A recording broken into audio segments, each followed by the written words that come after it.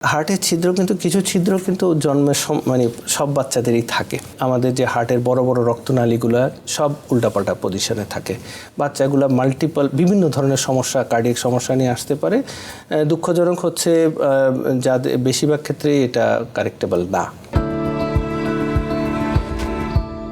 শিশুদের জন্মগত ত্রুটির মধ্যে আরেকটি কমন যে ত্রুটি দেখা যায় সেটা হচ্ছে নাভিতে বিভিন্ন ধরনের ত্রুটি। আমি একটু এই ব্যাপারে জানতে চাই। হ্যাঁ, নাভি তো ধরেন আমাদের আমরা যখন বাচ্চা জন্মের পরে দেখি, আমরা দেখি নাভিটা দেখি একটা মার সাথে যে কর্ড প্লাসেন্টা বা মার সাথে যে কানেকশন, যে নাড়ি যেটাকে বলে, ওটা কেটে দেওয়া হয়, বেঁধে দেওয়া হয়।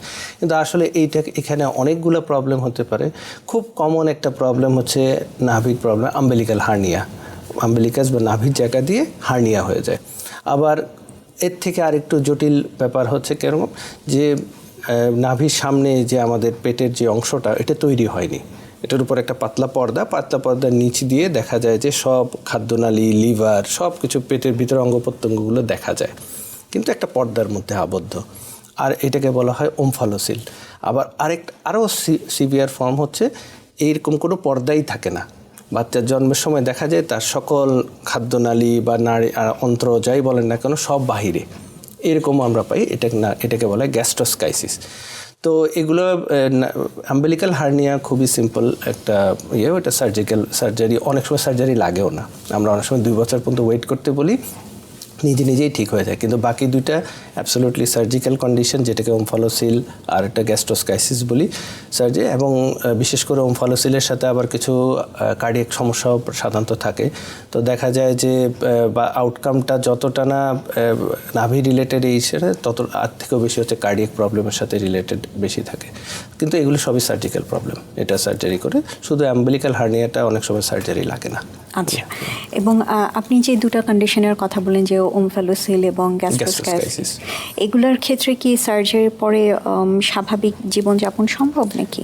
একদম কিছু ফাংশনাল বা কিছু ডিসেবিলিটি থাকতে পারে, কিছু কসমেটিক প্রবলেম থাকতে পারে, যেহেতু তার এখানে নাভিটা তৈরি হয়নি ইনিশিয়ালি, মানে প্রথম দিকে অপারেশনের পরে যে ইনিশিয়ালি একটু নাভিতে একটু প্রবলেম থাকতে পারে বা কসমেটিক, অথবা অনেক সময় একটু বাচ্চাদের খাদ্যনালীগুলো যেহেতু উল্টাপাল্টা জায়গায় থাকে, তার খাবার হজম বা সব এই রিলেটেড। কিন্তু এগুলো খুব মাইনর প্রবলেম, এগুলো কোনোই তার লাইফস্টাইল কোনো হ্যাম্পার করবে না। হয়তো মাল্টিপল সার্জারি মানে একাধিক অপারেশন লাগতে পারে, যেগুলো দিয়ে আমরা আলটিমেটলি অনেক সময় প্লাস্টিক সার্জারিরও হেল্প লাগে, যেন আমরা নাভিটা বা এইগুলোর কসমেটিক্যালি যেন আরও একটু বেটার করে দিতে পারি। হার্টে ছিদ্র থাকা, এবং এটা ছাড়াও হার্টে আর কি ধরনের ত্রুটি হতে পারে? হার্টের ছিদ্র কিন্তু কিছু ছিদ্র কিন্তু জন্মের মানে সব বাচ্চাদেরই থাকে। যখন হার্টের বিভিন্ন চেম্বারগুলো তৈরি হতে থাকে, যেটাকে ছিদ্র বলে, অনেক রকমের ছিদ্র, যেটা হচ্ছে ভিএসডি, প্যাটেন্ট ফোরামেন ওভালি বলি, তারপরে প্যাটেন্ট ডাক্টাস আর পিডিএ বলি, প্যাটেন্ট ডাক্টাস, এগুলো কিন্তু সব বাচ্চাদের থাকে। আস্তে আস্তে ক্লোজার হয়ে যায় যখন মার পেটে বড় হতে থাকে, আবার কারো জন্মের পরেও বড় হয়ে যায়। আবার যাদেরটা পারসিস্ট করে বা একটা নির্দিষ্ট সাইজের থেকে বড় থাকে, তাদের অনেক সময় বিভিন্ন হার্ট রিলেটেড প্রবলেম, যে একটু দৌড়ালেই হয়ে যায়, ক্লান্ত হয়ে যায়। অনেক সময় ছোট বাচ্চারা নীল হয়ে যায়, কারো শুধুমাত্র, অন্য কোনো সমস্যা নাই, শ্বাসকষ্ট থাকে। তো এগুলার চিকিৎসা মোরলেস ইজি। কিছু কার্ডিয়াক প্রবলেম আছে যেগুলা আসলে খুবই সিভিয়ার ফর্ম। যেমন একটা জিনিস, টেট্রালজি অফ ফ্যালটস বলে আমরা একটা টফ বলি আর কি। এখানে আমাদের যে হার্টের বড় বড় রক্তনালীগুলো সব উল্টাপাল্টা পজিশনে থাকে।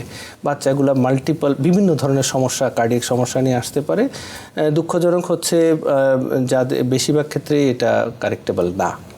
হয়তো ওষুধ দিয়ে বিভিন্নভাবে সিমটমগুলোকে বা সমস্যাগুলোকে দাবায় রাখা যায়, কিন্তু করা যায় না, পুরোপুরি কারেকশন করা যায় না। আর কিছু প্রবলেম আছে, যেমন অনেক সময় দেখা যায় যে হার্টের আমাদের সামনে যে বক্ষপিঞ্জর যেটা, ওইটা তৈরি হয়নি, হার্টটা বাইরে হয়ে গেছে। আবার অনেক সময় দেখা যায় হার্টটা থাকার কথা বাম দিকে, সেটা হয়তো ডান দিকে আছে।